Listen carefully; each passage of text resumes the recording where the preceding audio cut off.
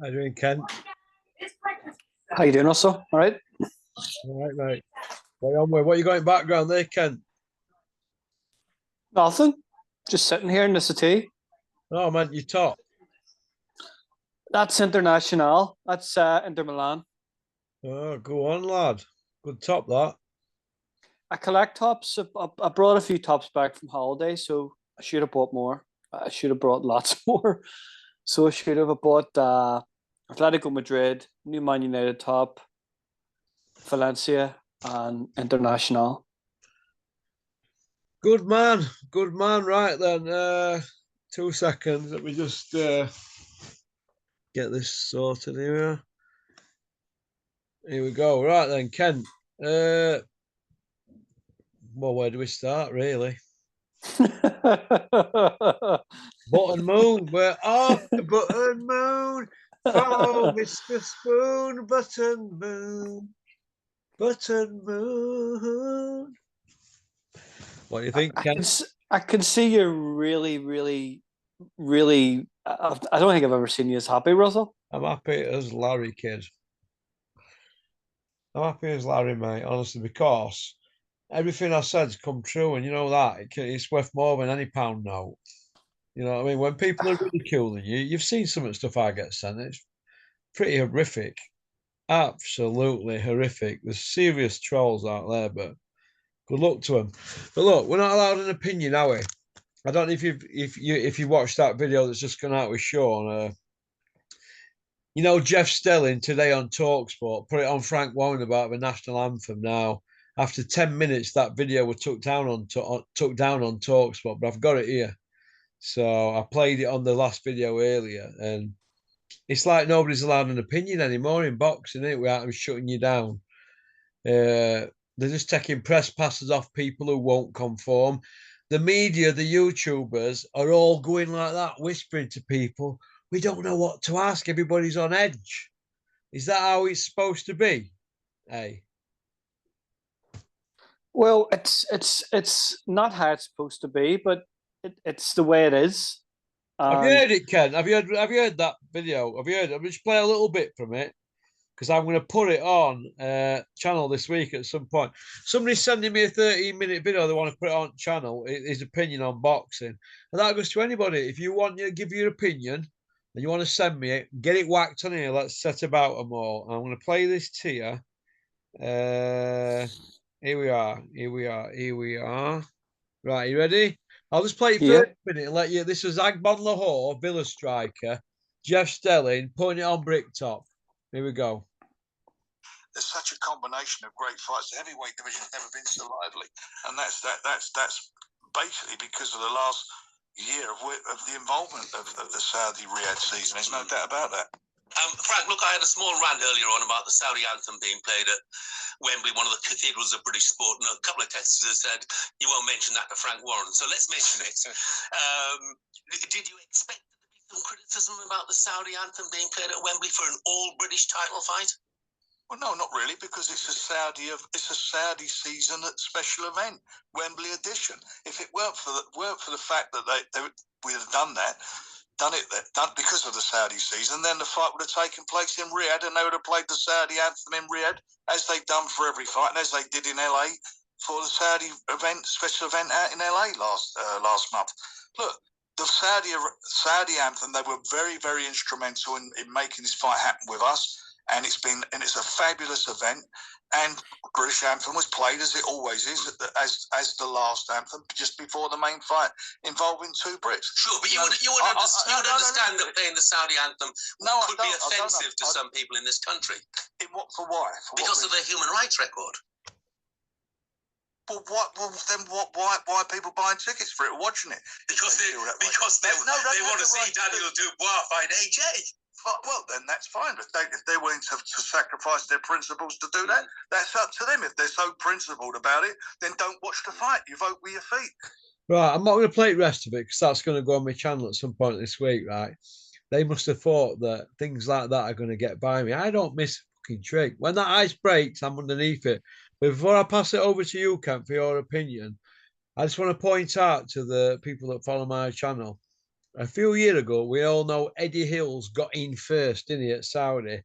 Bricktop, yeah, you Bricktop, you were screaming from the topic to anybody that had listened about Saudi's human rights record. You Bricktop was screaming that on any platform. Now all of a sudden, well, the rest of this, you've just hung yourself. It's just typical. It's like Stubble. We were squealing about that. He had MPs asking questions in House of Commons. And then when he signed Fury, what happened? Working with Stubble. So these people, they want to be your mate Monday. They want to fall out Tuesday. They want to be your mate Wednesday. They'll stick you in your back, won't they, as luck you for a pound note. Do you agree, Ken? Absolutely. Unbelievable. And people wonder why I'm like I fucking am. Hey? You know. What can you say to that? What can you say to that? Rest of that, it's 5 minutes, it's 5 minutes, 30 odd seconds. And they took it down 10.5 minutes later. It was took straight down. He'll have said, yeah, you ambushed me, won't he, Bricktop? He'll have said, I've been ambushed, I want that down.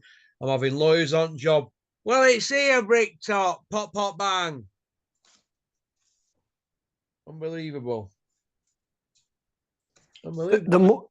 The more I hear of Frank Warren and the more interviews I hear of Frank Warren and wherever this thing's going, he's even more disappointing every other week. And I would have said to myself, for 2 years, we always used to have a saying, Frank's boxing. He's boxing, isn't he? He's working class. He's council estate. You know the background that he came from. You know, he always kind of took it to the corporations. He always had his own way of doing things.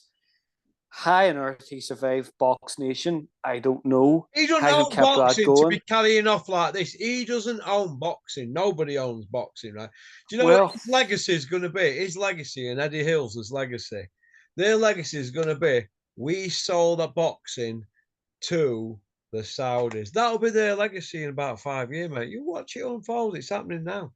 It's their legacy now, and I'm just so disappointed every time I hear him, and I'm really disappointed to the point now where, like, I would have watched every boxing show, and I mean every boxing show on BT or TNT and the Zone, and see now, Russell, I'm like, you know what? I'm not even watching that. I don't want to watch that because what we have been hearing in the narrative and you actually don't know who Frank Warren is anymore. You know, I always had this thing where you could relate to him. Now I can't relate to him in any way. Like, I'm from a council estate. I'm working class. I was You brought just up in rooted boxing. for him, didn't you, in olden days? We Yeah. rooted for him, didn't we, Frank? Well, you know, when he went up against the cartel, I was a young man then. You kind of rooted for him because you were from like a council estate. He got shot and that. He just used to bounce back, didn't he? In that, you were kind of like the lovable Rogan. Everybody were like, oh, you know what? You could relate to him, couldn't you? Now, I can't relate to him now. Him. Absolutely. And how he got through was actually working on the underground. It was the Lenny McLean Roy Shaw fight that it was the rematch. It was the third fight, basically because Lenny won the rematch. The deal was whoever won the fight had the gate and had the show. So they went and they fought in their show. Obviously, Frank Warren was a relation of Lenny, and that's how he got into boxing. Then all of a sudden, he got a professional license. He was up against the likes of Jarvis Astor, Mickey Duff, the Cartel. They had basically TV. They had deals. Harry Levine, the cartel, weren't they? Yeah, they had deals in place at their basically at events, you know, where they were staging fights. They had a deal with who they were staging the events with. No other promoters were allowed to stage events in their patch, so to speak. And he got through that and built up a really, really, you know, look at Sports Network in the 90s. It was massive. Sports Network dominated in the 90s. Look at the fighters he had.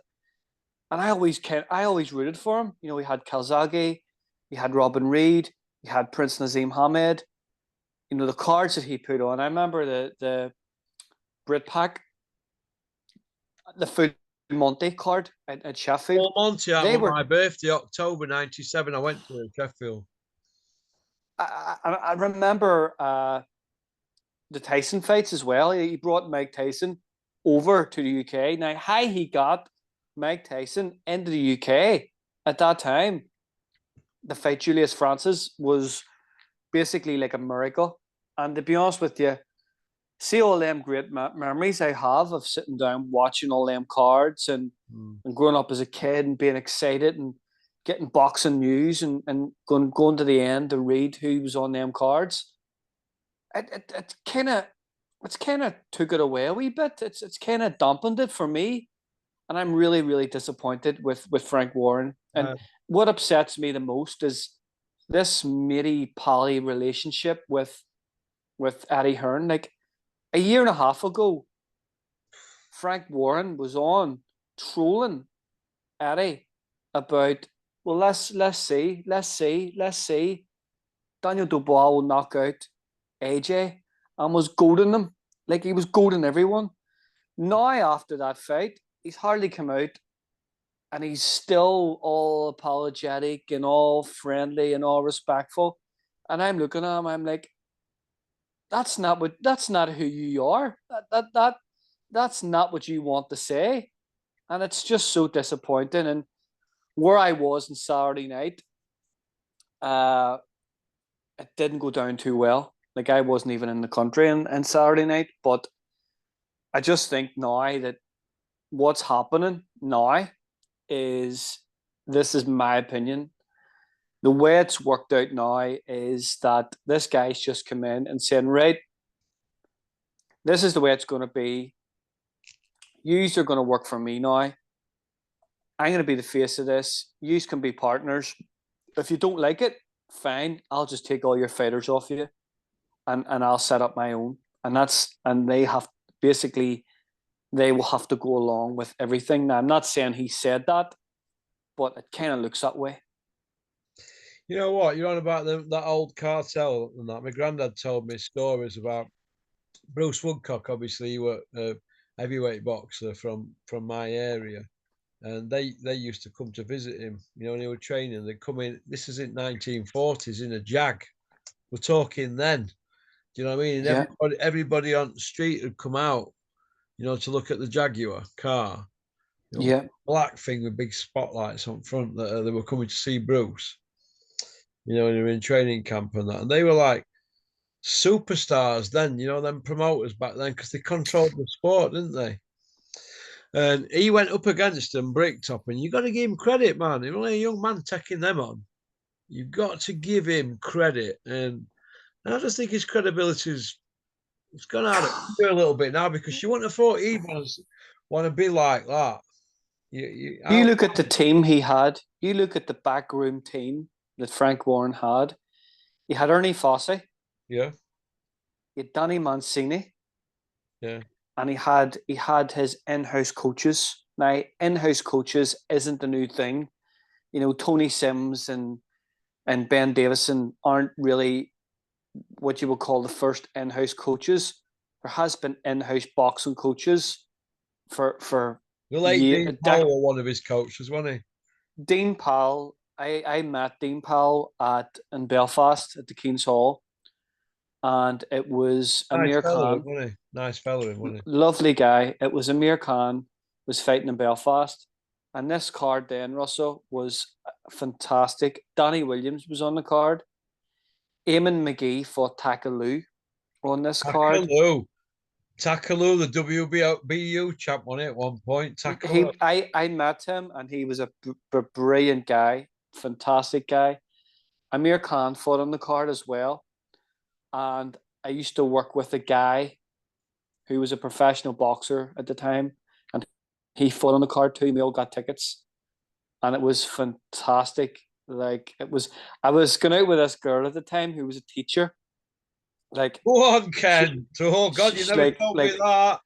She was like, Ken. She was loaded. and she'd never been to boxing before, and I got tickets, and we went to the boxing. She was like shell shocked. Like she was actually shell shocked. Were you on it but- all night? Were you pissed up, Ken? No, no. But what I'm trying to say is that card, you look at that card, that was a stacked card then, and it was fantastic. But I was just so disappointed with how, and to get back to my point about Dean Powell, and I actually seen him during the week of that event, and I asked him, for posters or whatever, or to get a photo. He says, no, don't get a photo with me. He says, I'm just one of the guys in the background. He says, look, tell you better still. There's my card. He gave me his card. And he says, you ring me at X, I can't even remember the exact. He says, but you ring me on Monday morning and give me your address and I'll send you posters out and I'll get you posters. Yeah. Yeah. And I rung him and he answered. I says, oh, the Irish kid, yeah, dead on. What's your address? Give him my address, mum and dad's address at the time. And he sent me posters. Go And on. I give them into my club at the time, and they were up on the wall and all. And Dean Powell was a fantastic trainer, a fantastic cut man, a fantastic matchmaker, a fantastic promoter, and an absolutely fantastic human being. Dean Powell was one of the most talented people in boxing at the time. The man was a genius. He was an absolute genius.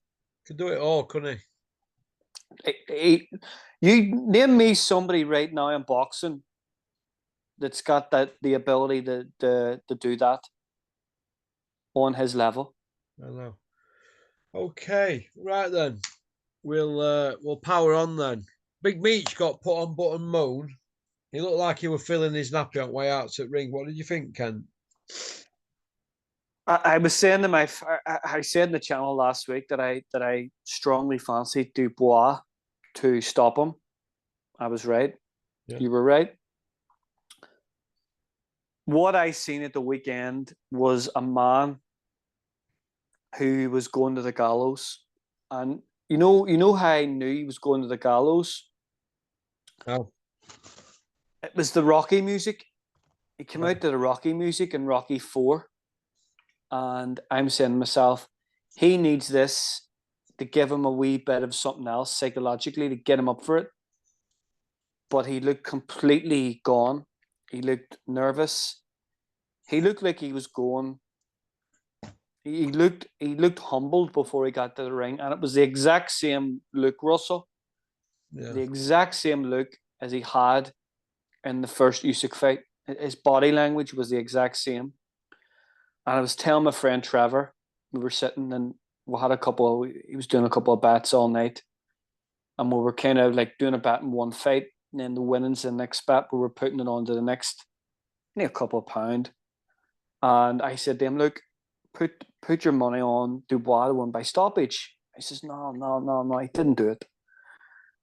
But from the second that fight, the second that the bell went, he looked, and I texted you this on Sunday, even before Fratch had this out. So he looked like a white collar fighter. He looked like a complete novice. Well, what about place? What his positioning, his footwork, and everything. His chin. Now I've said this about Ben Davison fighters. Their head is very, very high. Their head is always very, very high. So cautious, aren't they? And I'm not blaming Ben for this because it can't be Ben Davison's fault. This every defeat a professional boxer has, it's not the trainer's fault. It's not. And if I say, yeah, it's Ben Davison's fault that he lost, so does that mean that it's every other trainer's fault in boxing history who's had a fighter that's lost? It's their fault? No. But his head was so high, and the first punch that landed was probably about 30 seconds, And I'm like, Trevor, he's hurt him. He's hurt him. And for me, the fight was over. He went into like a limp mode, complete limp mode right away.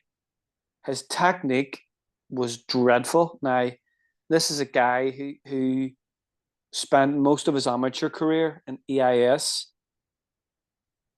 He won an Olympic title. Well, allegedly won an Olympic title. Gifted. He's had world-class sparring his whole career. Everything has been given to him, and the way that he performed on Saturday night, that you would have thought he had never been in a ring in his life. His balance was dreadful, like absolutely dreadful. And I always say that any puncher, you look at good punchers along the line, they always have really good balance. That's You know, it. a lot He of the didn't fit. have good balance. He were all over the place with his feet, wasn't he? I don't know about that, Russell. No? I don't know. I think because his balance was unorthodox, it doesn't mean it wasn't good. I think Naz had actually very good balance Well, you could to say land that them about shots. maybe when he threw the punch, his balance were bang on, but he always looked a bit unorthodox to me. But then again, I've heard snooker players say to me they couldn't work out how Alex Higgins could pot like he did because he did everything opposite, didn't he? Yes, You should do it, but when he struck that ball, it must have been pinpoint. just great fine motor skills, just blessed from the heavens above. It was a gift from God. But for me, Nazim Hamed deteriorated rapidly when he left Brendan and the Rhodes brothers. I know obviously one of the Rhodes brothers trained him for the last 2 years, but you see him when he went to even Oscar Suarez, you know, train with him. What's And it with Dominic that trained him after? Manny Stewart. I don't think Manny Stewart was a real fit for Manny at that time was the hard gun who everybody went to. Like everybody went to Manny, He but only did one camp with Manny, didn't he? that was the last camp. That was the Well, the Barrera second to fight. last one, it was Banderas fight, wasn't it? The Barrera fight. Barrera fight. I remember he fought Oge Sanchez before, and he was dropped twice in that fight. How he won that.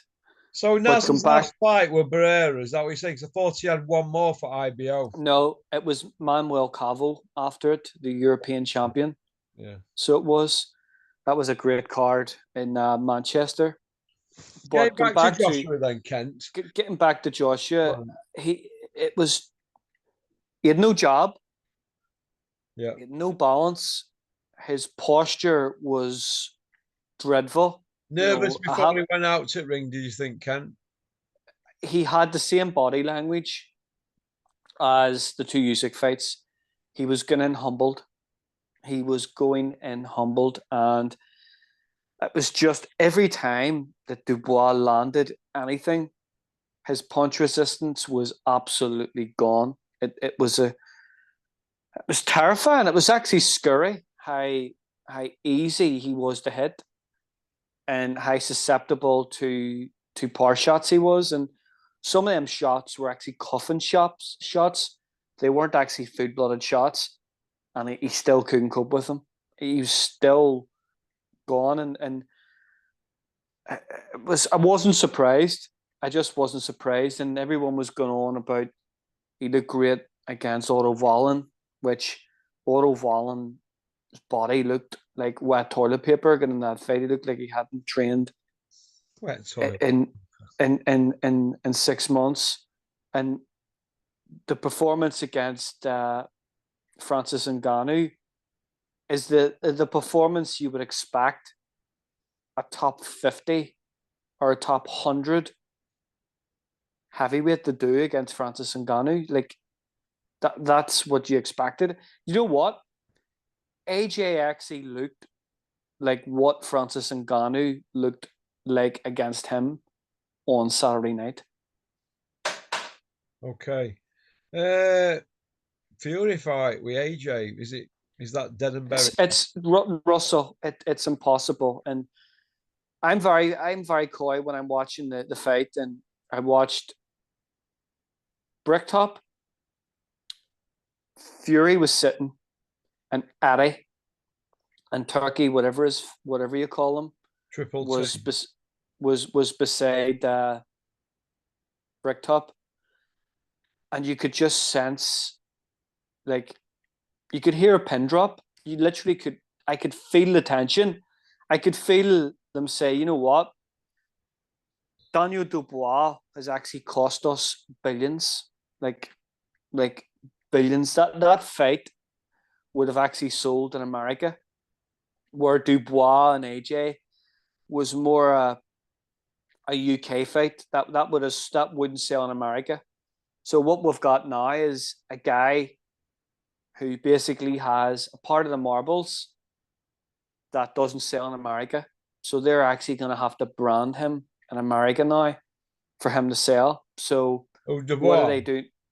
They have to. Who in America knows who Daniel Dubois is? All we know is that he's a big stiff, and that people are saying he reminds them of that John Coffey, the big dude in that film that eats cornbread. It's going to take time, and you know, I just think I think Saturday night was an absolute disaster for Queensbury, Riyadh, and Matchroom. It was a disaster. Well, he fought out his skin, Dubois. He went after him, but are we giving him too much credit because he's fighting a guy really that Usyk took his soul 3.5 years ago in the second fight, and well, it's basically since then he's fought Franklin, Ilenius, Otto Wallin, and Ngannou, a guy in his second fight. He's not been testing himself. They're like sparring sessions. So technically, the guy's been out nearly 4 years. It's God knows how long since Pulev fight, isn't it? That were a good couple of years before. So what is he? When was the last time he actually had a world title win? It's a long time ago for Joshua, that, isn't it? What, 4 or 5 years? Pulev. I actually thought the Pulev fight was what I seen was was someone that I actually thought that was a dreadful performance, Russell, and I said it on the channel that he looked like a fighter who had multiple styles. He looked like a fighter who was in between styles. He looked like a fighter who was Pulev for 4 years ago. That's his COVID. last world title win. And Pulev were an old man then, pushing 40. And before that, it were Andy Ruiz rematch, but he'd done him before. Before that, it were old man Povetkin. Before that, it were Parker the Stinkinator. The referee wouldn't let Parker go to work in that fight. Before that, it were an old man Takam, then old man Vladimir, then school teacher Eric Molina, Dominic Brazil, an NFL player, Charlie Martin, a gift, who got it by default, and before that, drug cheat Dylan White, who'd been inactive, who'd served a 2-year ban and were a novice. So basically, he's been wrapped in cotton. He won. For me, the start of it all on Ravlin was the Dillian White fight. How he was hurt in that fight, and I'm like, okay, this is British level. You're in against a British level guy here, and you're getting hurt like that at British level. That was a British title fight. So I was always worried about his chin after that. I was always worried about how easy it was to be hurt, not be hit, but be hurt. It was easy. Yeah. Then what we had coming next, you know, obviously we had the Vladimir fight. You know, Vladimir was out X amount of years. Then obviously the Andy Ruiz fight at 6 weeks. But I actually fancied Andy Ruiz in that fight. And I remember I told a couple of my clubmates at the time, and I fancy Andy Ruiz to stop him. And they were like, what? You mad? I'm like, yes, I fancy Andy Ruiz to stop him. And they were like, why? Well, I says the technique that he'll use is he'll same time punch with him. He will punch with AJ because he's faster hands, so he's going to get maybe 2 shots off or shot off every time. We're going to go to part 2, Ken. Yep. Well then, for those of you that are interested in our sister channel talking about other sports, that's Porky's International YouTube. Feel free to jump over there and like and subscribe. We'll have to come and get in close. Okay. Well, see you on part 2. With Kent with his Inter Milan top on. Hey Kent, you're a good man. But tell me more about that date with that school teacher. So I'm interested.